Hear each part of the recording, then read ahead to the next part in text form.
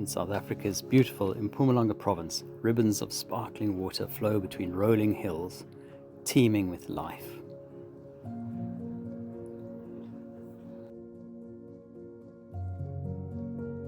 But in these remote areas, life is a struggle, and access to quality healthcare is difficult for many. At Tintswalo Hospital, insufficient supplies and medical personnel struggle to meet the needs of the sick and injured. And sometimes even the weather compounds the problems. But the Tshemba Foundation is bridging the gap between limited resources and world-class care, one volunteer, one patient, one life at a time. And nowhere is the impact more visible, quite literally, than in the eyes of its patients.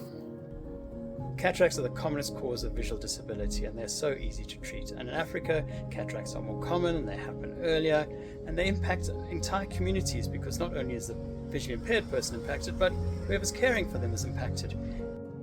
Tshemba supports volunteer ophthalmologists to provide life-changing cataract surgeries free of charge, restoring sight, independence, and dignity. You can see.